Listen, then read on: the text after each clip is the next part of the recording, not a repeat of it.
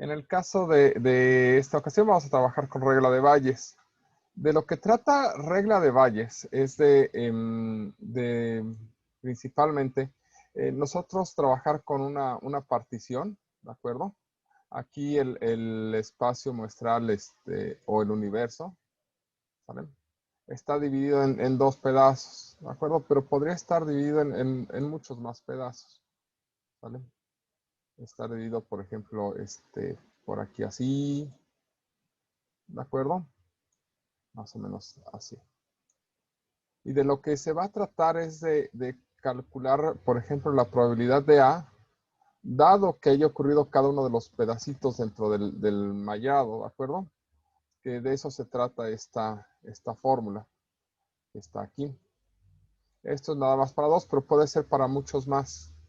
¿De acuerdo? ¿Qué es lo que se hace? ¿Cómo se calcula la probabilidad de este evento? Pues yo tengo que calcular la probabilidad de esta intersección, ¿sale? Más la probabilidad de esta intersección. Pero la probabilidad de esta intersección por probabilidad condicional es la probabilidad de E, dado que haya ocurrido la probabilidad de E por la probabilidad de A, dado que haya ocurrido E. Es decir, ¿qué tanto espacio ocupa esto dentro de E? ¿De acuerdo? Y después, ¿qué tanto espacio ocupa esto de acá dentro de E? Bueno, de complemento, lo sumamos y lo que obtenemos es la probabilidad de A.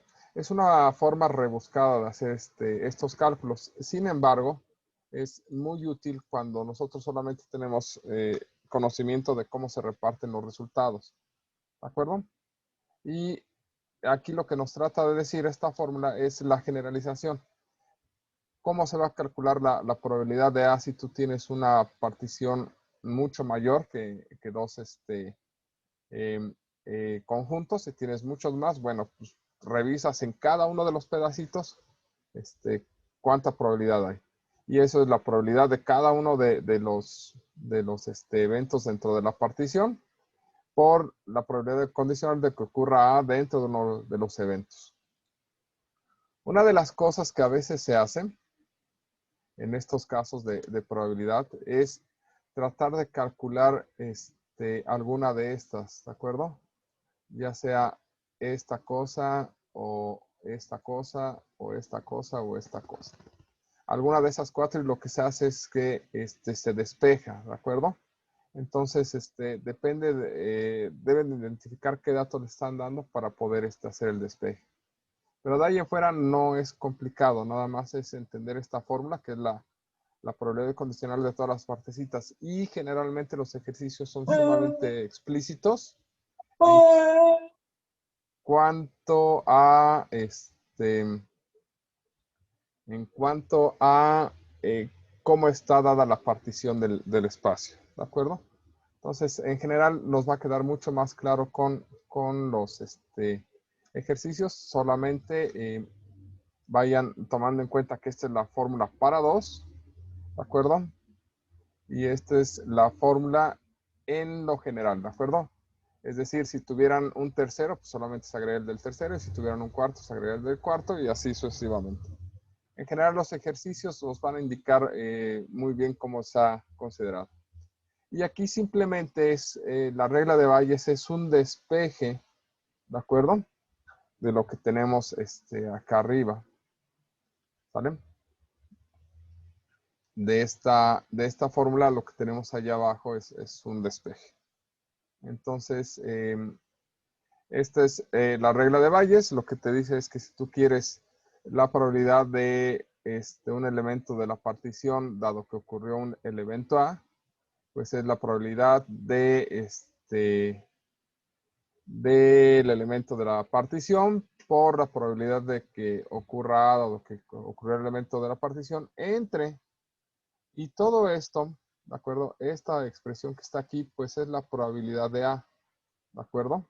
Solamente que se reescribe con la fórmula que teníamos anteriormente. ¿Sale? Y eso es todo. Realmente, pues aquí hay que tener las fórmulas y poder trabajarlas. Y con eso va a ser más que suficiente. En la práctica va a ser un poquito más sencillo. ¿De acuerdo? Ok. Bien, el punto 2.8 es, háganlo como una lectura, ¿de acuerdo? En realidad es algo muy pequeño, pero les va a dar algunos consejos. Lo que sigue es identificar una variable aleatoria y distribuciones de probabilidad, ¿de acuerdo?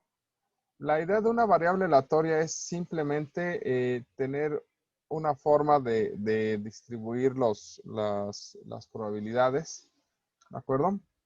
Básicamente va a ser como lo vamos a utilizar, pero ahora nos va a permitir tener ya algunas probabilidades precalculadas. ¿De acuerdo? Vamos a considerar dos tipos de funciones de distribución. Discreto y continuo. Discreto cuando solamente se puedan tomar un número finito de posibilidades o resultados. Y continuo cuando sea un conjunto infinito. ¿De acuerdo? Es lo que nos dan las definiciones 3.2 y 3.3. Realmente en la práctica la diferencia va a ser que los continuos van a estar o van a tener sumas y los discretos van a tener sumas y los continuos van a tener integrales. Así es que espero que recuerden bien sus integrales. En general, esta es la parte más importante, ¿de acuerdo? Para una función de distribución de probabilidad discreta, porque esto es para las discretas, ¿sale? Esto es otra forma de describir que la probabilidad de que ocurra un evento, ¿sale? Es siempre positiva. De hecho, estas f de x, ¿de acuerdo? Siempre van a ser menores o iguales a 1, pero mayores o iguales a 0, ¿sale? La suma de todas ellas va a ser 1, porque es la suma de probabilidades, y la vamos a entender como la probabilidad de que x sea igual a x. Por ejemplo, digamos que los resultados de lanzar un dado son 0, 1, 2, 3, 4, 5 y 6. ¿Cuál es la probabilidad de que caiga 0? Pues es un sexto. La probabilidad de que caiga 1 es un sexto, la probabilidad de que caiga 2 es un sexto, y así sucesivamente, ¿de acuerdo? Ok, entonces, como función de distribución, ¿sale? F de 0, pues significa la probabilidad de que la variable aleatoria que representa el resultado de 0, y esto es un sexto. Entonces, lo que se tiene que hacer para comprobar que algo es una función de probabilidad o una distribución de probabilidad es revisar que el resultado de todas las probabilidades esté entre 0 y 1. Que la suma de todas las probabilidades nos dé 1. Eso es todo. ¿De acuerdo? Y si no nos piden comprobarlo, probablemente nos piden buscar las condiciones para que estos elementos se cumplan, ¿de acuerdo? Es decir, que todos sean positivos, que todos sean menores que 1 y que la suma nos dé 1. Eso es en discretas, ¿de acuerdo? Se le llama función de distribución acumulativa si tú vas sumando todos los anteriores, ¿de acuerdo? Igual, regresemos al caso del dado que estamos hablando hace un segundo. Por ejemplo, si nos piden f de 2, significa sumar todas las probabilidades hasta antes de 2. Entonces sería f de 0 más f de 1 más f de 2. Es decir, obtener la probabilidad de que, bueno, calcular la probabilidad de que salga 0 más la de que salga 1 más la de que salga 2. Entonces, esto nos daría un sexto más un sexto más un sexto. Ya, y esto, la probabilidad de que nos salga... Espérenme. El 0 no es un resultado, ¿verdad? Ay, qué bien. ¿Y por qué nadie me dijo esta gente? Uno aquí diciendo que ese es con razón se veía raro. Dale. Ok. Sería nada más estos dos resultados y por lo tanto esto sería 2/6 o 1/3. ¿De acuerdo? ¿Qué sería la acumulada de 6? Pues sería f de 1, f de 2, f de 3, f de 4, f de 5 y f de 6. Y eso sería recorrer todos, ¿de acuerdo? ¿Sale? Entonces aquí nos daría 1. Pero hay ciertos valores, ¿de acuerdo? ¿Sale? Que no están dentro de los resultados. Por ejemplo, ¿cuánto sería la probabilidad acumulada de 0? Pues no hay ningún resultado antes del 1. Entonces esto sería 0, ¿de acuerdo? ¿Sale? ¿Cuánto sería la probabilidad acumulada de, por ejemplo, 11? Pues como el 11 es mayor que el 6, ahí nos va a dar 1 porque ya pasamos todos esos. ¿Sale? ¿Qué pasaría si tomáramos algunos otros valores? Para que se den más o menos idea de lo que está sucediendo. Aquí está el 1, aquí está el 2, aquí está el 3, aquí está el 4, aquí está el 5 y aquí está el 6, ¿de acuerdo? ¿Vale? Entonces, la función f, creo que tomé el mismo valor. Vamos a ocupar otro de por acá. Ok. Vale 0 hasta antes de llegar al 1.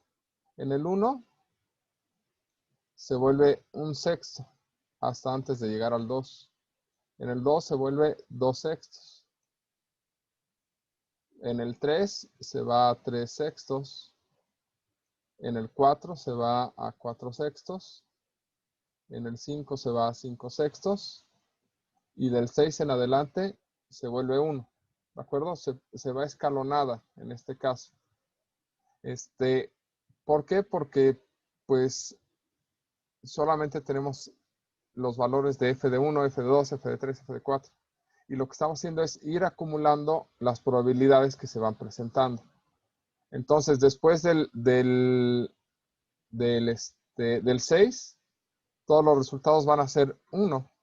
Y antes del 1, todos los resultados van a ser 0. Pero, por ejemplo, si quisiera ver cuánto es la acumulada de 3.5, que por algún motivo perverso lo necesito, pues el 3.5 está por acá, ¿de acuerdo? Y eso va a ser 1/6, 2/6, 3/6. ¿Sale? Entonces, básicamente eso es lo que se tiene que revisar con estos. ¿De acuerdo? Ok. Esto es para discretas, ¿de acuerdo? Y son básicamente lo que les estaba explicando. Y creo que es el mismo ejemplo. O se le parece mucho. Ese de cartas. Para continuas, ¿de acuerdo? Lo que se calcula son probabilidades dentro de intervalos, como integrales. ¿Sale? Lo primero que tenemos que revisar es que tengamos una función, ¿de acuerdo? Que siempre sea positiva. Y a esta se le llama función de densidad de probabilidad. Segundo, que la integral desde menos infinito hasta infinito sea 1. Eso suena complicado, pero en general nos van a limitar a ciertos intervalos. Y en algunos casos no, entonces espero que hayan visto integración impropia, ¿de acuerdo?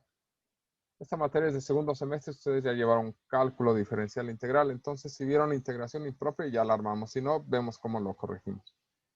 Y la probabilidad ya no se ve por puntos porque esto es continuo, sino que se ve por intervalos, ¿sale?